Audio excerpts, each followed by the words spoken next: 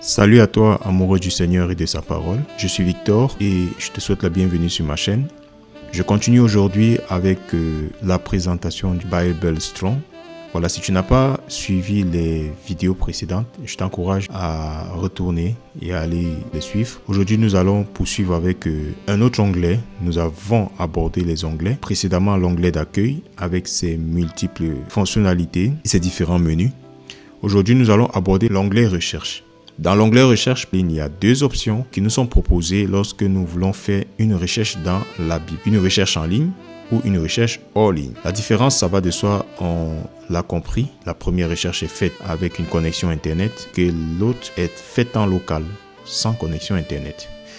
Commençons par parler de la recherche faite en local. Pour cela, il vous faut décocher recherche en ligne pour que ça s'affiche recherche hors ligne. Il y a le champ qui vous permet de taper le mot ou la phrase. Ouais, vous pouvez rechercher un mot ou carrément une phrase. Je vais par exemple rechercher Dieu véritable. Dieu véritable. Voilà. Et je clique sur envoyer pour rechercher. Et voilà, on a 1 Jean 5, verset 20. Et effectivement, le verset dans mon esprit que je recherchais, parce qu'en fait, on recherche, parce qu'on n'a peut-être plus la référence, sinon on y va directement. 1 Jean 5, verset 20, nous savons aussi que le Fils de Dieu est venu et qu'il nous a donné l'intelligence pour connaître le véritable. Et nous sommes dans le véritable. En son Fils Jésus-Christ, c'est lui qui est le Dieu véritable et la vie éternelle. Mais je veux relever maintenant une limite de la recherche hors ligne. Ça a réussi à me ramener le verset que je recherchais dans mon esprit. Mais le second verset, Jean 1, verset 51 que nous voyons, n'a rien à voir. Bon, il n'a pas rien à voir, mais il y a un mot vérité. Bon, ce n'est pas précis en fait. Et dans cette imprécision, si vous regardez, il y a 3844 résultats qu'il nous a proposés. C'est vraiment pas possible. On ne peut pas lire tous les 3844. Donc c'est quand même une limite de la recherche hors ligne. Parce qu'elle n'est pas précise en fait. Mais au moins, les premières propositions, à coup sûr, vous donneront, si vous ne vous êtes pas trompé sur la syntaxe, sur le mot que vous avez tapé à la recherche, vous donneront le verset que vous recherchez. On va faire un second essai. On cherche Jean 3,16 et on va dire Dieu a tant aimé. Dieu a tant aimé. Voilà. Normalement, ce verset est très bien connu. Il devrait nous le donner en premier. Voilà, et c'est le cas. Car Dieu a tant aimé le monde qu'il a donné son Fils, ainsi de suite. Jean 3,16. Mais après, il dit, je chanterai l'Éternel, le psaume 104, verset 33. Tant que je vivrai, je célébrerai mon Dieu. Bon, les autres ne sont plus vraiment ça, quoi. En fait, la recherche hors ligne n'est pas une recherche stricte. Ça veut dire que s'il a trouvé un mot, il propose. S'il a trouvé un autre mot, même si ce n'est pas l'ensemble. Et vous allez voir que c'est ça ce qui fait la différence avec la recherche en ligne. Voilà, maintenant, allons voir la recherche en ligne. Donc, je laisse Dieu a tant aimé et je clique juste pour que la recherche se fasse en ligne. Donc, j'ai cliqué pour valider en ligne et je lance la recherche. Vous voyez, avec ces 3 mots, si on veut être précis, ils ne peuvent se retrouver tous ensemble dans cet agencement que dans Jean 3,16. Là, on est sûr en fait. La recherche est plus précise. Voilà. Donc, c'est ça ce qui fait la différence fondamentale entre la recherche en ligne et la recherche hors ligne.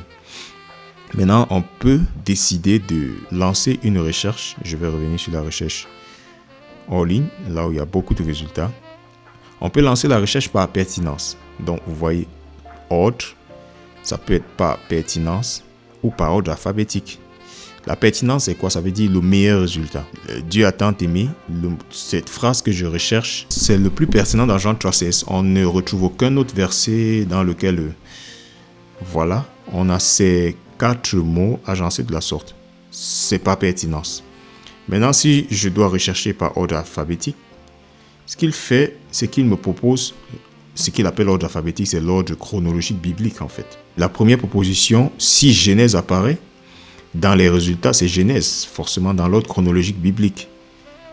Et pourtant, ce n'est pas le meilleur résultat. si je décide de lancer la recherche chronologique. Ça peut être intéressant si je ne recherche qu'un seul mot. Parce que de toute façon, si je lance la recherche Dieu simplement, tous les versets qui auront Dieu, qu'il va me proposer, seront pertinents. Alors dans ce cas, je peux vouloir ajouter un critère de recherche, l'ordre alphabétique. Voilà. Mais dans le sens précision, lorsqu'il y a plus d'un mot et qu'on choisit l'ordre alphabétique, ça perd de sa pertinence. Voilà. Maintenant, il y a autre chose, la section. Au milieu de ces 6000 résultats qu'il m'a proposé, je peux choisir la section de ne voir que les résultats de l'Ancien Testament. Voilà, je clique et sur 6000, il y a 4000 résultats qui sont de l'Ancien Testament. Ça va de soi que dans le Nouveau Testament, on va voir. Nouveau Testament, voilà, c'est 2005 résultats. Ce qui avec les 4000 de l'Ancien Testament était autour des 6000. Voilà. Donc, il y a la section Ancien ou Nouveau Testament. Et ensuite, il y a les livres. On peut aussi décider de n'avoir des résultats que ceux de la Genèse, par exemple. Alors, bon, il met 0 simplement parce que déjà, j'ai choisi la section Nouveau Testament. Je reviens sur l'Ancien Testament et je choisis précisément la Genèse. Il y en a 300. Voilà. Donc, ça peut être intéressant d'utiliser ça aussi.